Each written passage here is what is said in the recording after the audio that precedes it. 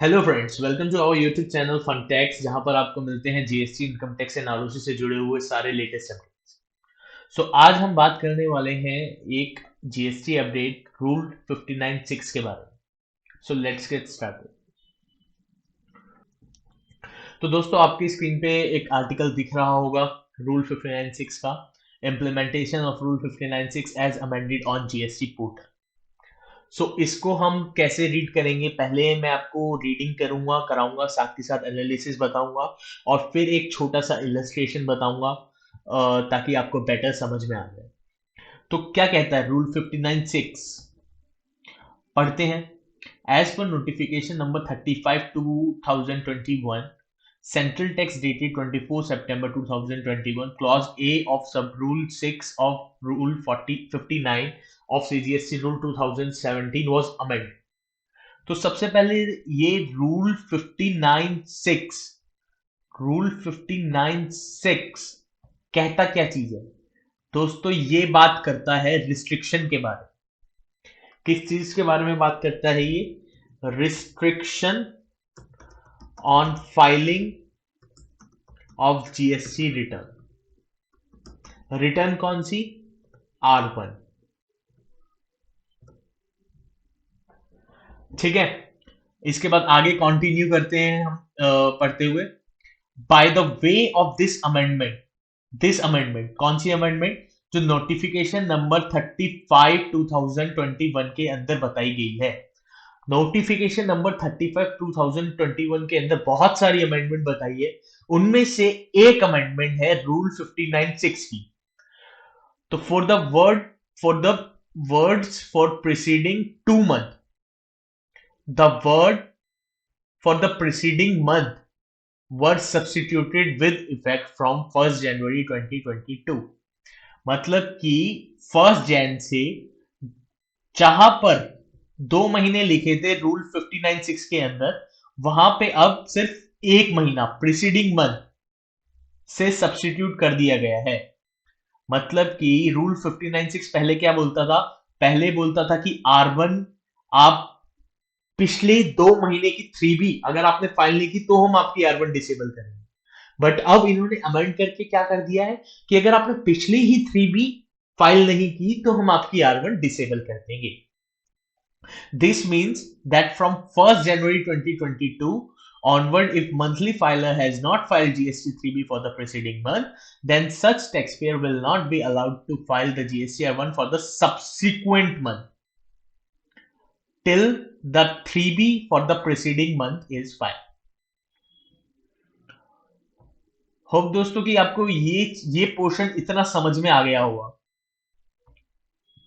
अगर आपको नहीं फिर भी कुछ डाउट हो इसके अंदर, अभी और क्लियर हो जाएगा जब मैं आपको इलस्ट्रेशन बताऊंगा, आपको एनालिसिस बताऊंगा, और क्लियर हो जाएगा। तो इन सब चीजों को हटा देता हूं मैं, and then coming back to again analysis and illustration. Illustration हम अभी बाद में डिस्कस करेंगे। अभी मैं आता हूं वापस इस पॉइंट के ऊपर। सेकंड पॉइंट जो है हमारा यहां से, functionality will be implemented on the GST portal shortly, after which the system will check the filing of preceding 3B before permitting to file R1 for the subsequent month। मतलब कि यहां पे ध्यान देने वाली बात है, ये वर्ड यूज कर रहे हैं विल बी शॉर्टली। मतलब कि अभी जीएसटी पोर्टल पे ऐसी कोई फंक्शनैलिटी नहीं आई है, बट क्योंकि ये अमेंडमेंट आ गई है, इस अमेंडमेंट को इफेक्ट देने के लिए पोर्टल को अमेंड किया जाएगा। सो फ्यूचर में क्या होगा कि अगर आपने 3B नहीं फाइल की होगी, आप R1 फाइल नहीं कर पाओगे। सो टैक्स पेयर में काइंडली इंश्योर टाइमली फाइलिंग आपको इंश्योर करनी है of R1 and 3B in consonance with rule 59 of CGST rule 2007। Hope कि आपको जो नोटिफिकेशन है ये वो समझ में आ गई। अब एक छोटी सी आपको इलस्ट्रेशन समझाते हैं, जो इलस्ट्रेशन पोर्टल ने ही, जीएसटी टीम ने ही एक साथ दी है यहाँ पे। तो इसी को समझाएंगे तो आपको बेटर समझ में आएगा। और taxpayer has not filed the monthly 3B for the November 2021, मतलब कि टैक्स पेयर के ने नवंबर 21 की 3B फाइल नहीं की, अब वो ट्राई कर रहा है कि वो दिसंबर 21 की R1 फाइल करने जाए, बट सिस्टम उसको अलाउ ही नहीं करेगा, not allow filing of GST R1 for December. कब तक अलाउ नहीं करेगा? जब तक कि वो फाइल नहीं कर देता नवंबर की 3।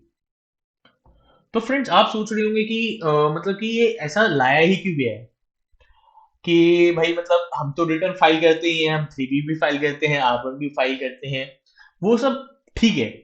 सबसे पहली बात ये इसलिए लाया गया है क्योंकि गवर्नमेंट को रेवेन्यू किस फॉर्म से मिलता है? गवर्नमेंट को रेवेन्यू मिलता है 3B की फॉर्म में।